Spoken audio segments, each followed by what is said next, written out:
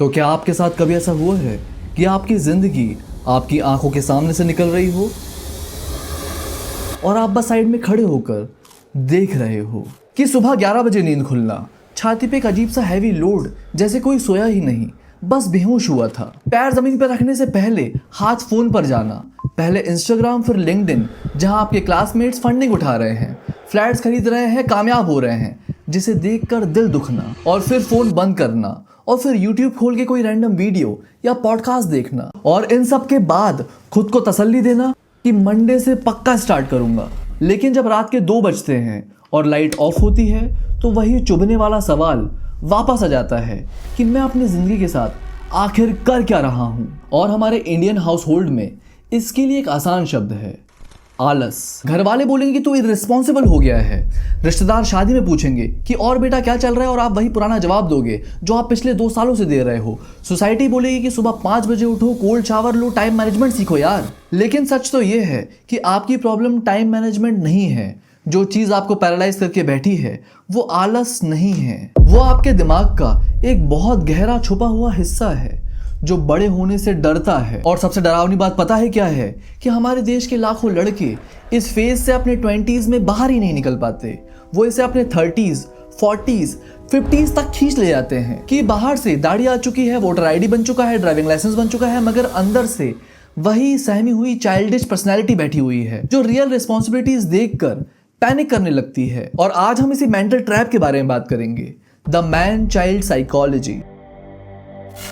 लेकिन इसके पहले एक डिस्क्लेमर कि ये वीडियो आपके ईगो को बहुत चुभेगी, और अगर आप एंड तक बिना डिफेंसिव हुए सुन सके तो ये वीडियो आपकी लाइफ का सबसे बड़ा टर्निंग पॉइंट बन सकती है। और वीडियो के एंड में मैं आपको एक ऐसा सीन दिखाऊंगा जो आप चाहकर भी नहीं भूल सकते।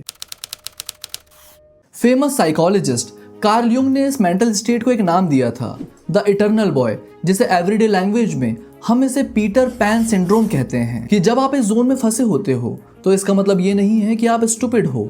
इनफैक्ट यूजुअली आप रूम के सबसे इंटेलिजेंट इंसान हो, कि आपके पास बड़े आइडियाज, टेस्ट, विजन सब कुछ है, लेकिन आपकी सबसे बड़ी बीमारी है एब्सोल्यूट फ्रीडम की चाहत। क्योंकि आपके लिए फ्रीडम का मतलब है कि मुझ पर कोई रिस्पॉन्सिबिलिटी ना हो, मुझे कोई फिक्स्ड चॉइस ना लेनी पड़े, और आपके लिए सारे दरवाजे हमेशा खुले रहें।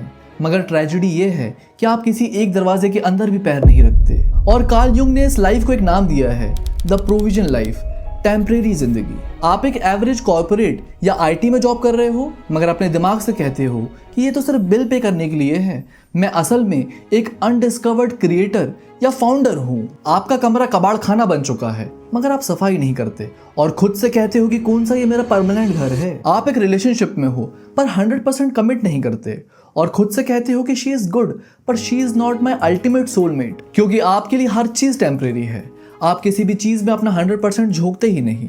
आप खुद की लाइफ के स्टेडियम में बैठकर ऑडियंस की तरह मैच देख रहे हो, और आप बाकी लोगों को देखते हो जो डेली ग्राइंड कर रहे हैं, शादी कर रहे हैं, गिर रहे हैं, संभल रहे हैं, मगर आपका ईगो बोलता है कि ये सारे तो भेड़ चाल में फंस चुके हैं, EMI के गुलाम हैं, मैं किसी स्पेशल रास्ते के लिए बना हूं। और अगर आप भी ऐसा सोचते हो तो चलिए इस झूठ का पर्दाफाश करते हैं। आप स्टेडियम में इसलिए नहीं बैठे कि आप सीनियर हो, आप स्टेडियम में इसलिए बैठे हो क्योंकि आप मैदान में उतरकर चोट खाने से डरते हो कि जब आप कोई स्पेशल रास्ता चूज नहीं करते तो आप इल्यूजन में जी सकते हो कि अगर मैं चाहता तो कुछ भी उखाड़ सकता था। क्योंकि सच तो ये है कि जो सपना कभी टेस्ट नहीं हुआ वो कभी फेल भी नहीं हो सकता। और पता है, इस केयरलेस एटीट्यूड के पीछे कोई स्वैग नहीं है, इसके पीछे गहरी कायरता है जिसे आपने पोटेंशियल का नाम दे रखा है। और अब सवाल ये है कि ये डर आखिर शुरू कहां से हुआ।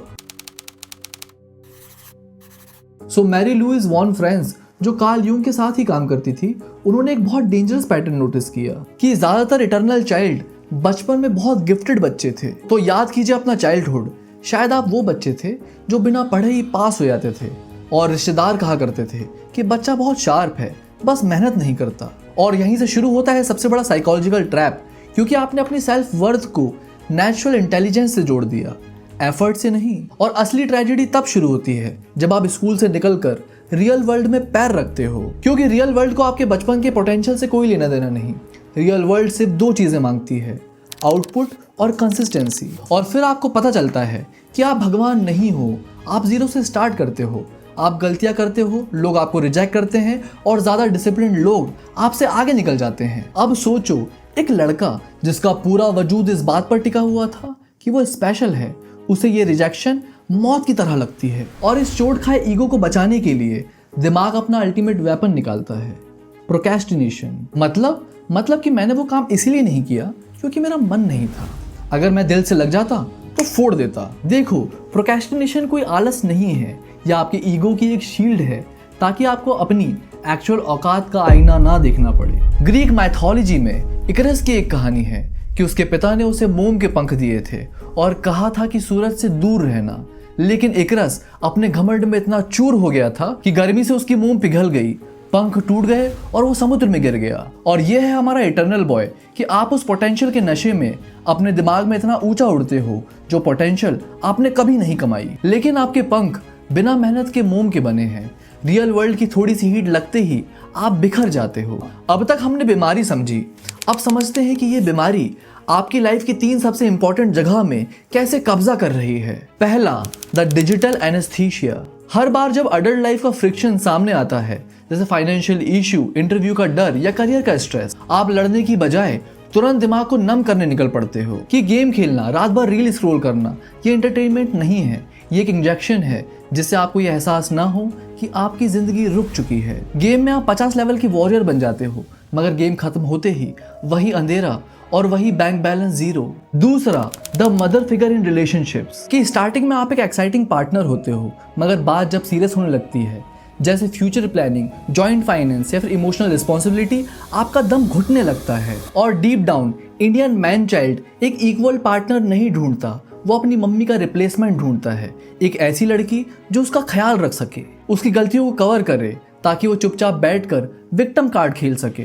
तीसरा, the captain hook complex. Peter pan की स्टोरी में villain captain hook adult world और टिकलिंग क्लॉक का सिंबल था, लेकिन रियल वर्ल्ड में आपका कैप्टन हुक आपका खड़ूस बॉस है। कॉम्पिटिटिव मार्केटिंग है, सोसाइटी के रूल्स है, मगर आप अपने हर एक फेलियर का तीकड़ा सिस्टम पर फोड़ देते हो कि इकोनॉमी खराब है, लोग बायस्ड हैं, आर्ट की वैल्यू ही नहीं है। और जब आप सब कुछ सिस्टम पर डाल देते हो तो आप ये ऑफिशियली एक्सेप्ट कर लेते हो कि आप अपनी लाइफ के ड्राइवर नहीं हो। और अगर यहाँ तक सुनते हुए आपके सीने में थोड़ा दर्द हुआ है तो गिल्ट में मत जाओ, क्योंकि गिल्ट भी एक बचकानी फीलिंग है जो आपको रोने का बहाना देती है। क्योंकि बड़ा होना सेल्फ पिटी से नहीं बल्कि कॉन्क्रीट एक्शन से पॉसिबल होता है। और ये रहे वो 4 स्टेप्स। पहला स्टेप, ग्रोइंग अप का मतलब जेल नहीं है। तो सबसे पहली बात, ये मिथ तोड़ दो कि रिस्पॉन्सिबिलिटी लेने से आपकी क्रिएटिविटी मर जाएगी, जबकि उल्टा है।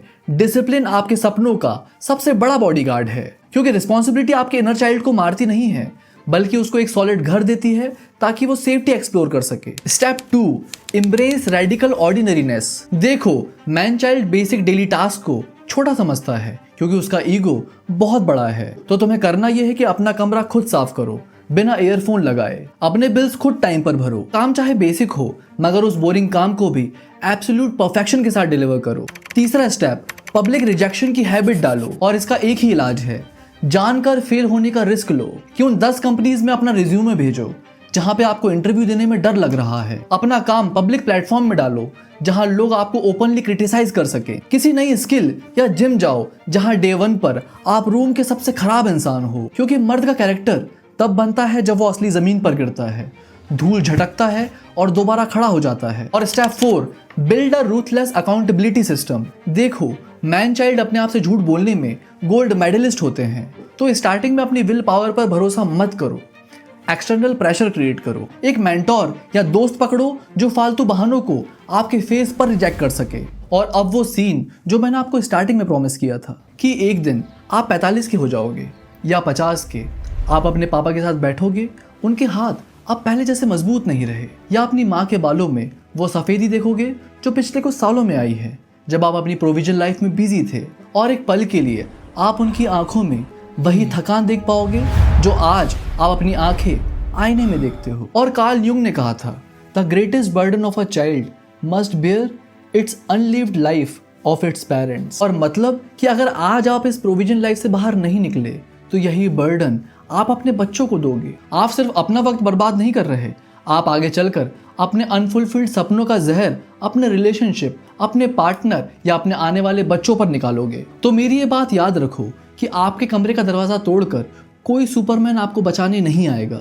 आपके इस पोटेंशियल की एक एक्सपायरी डेट है। तो स्टैंड से उठो और जिंदगी की धूप और मिट्टी से भरे मैदान में कदम रखो।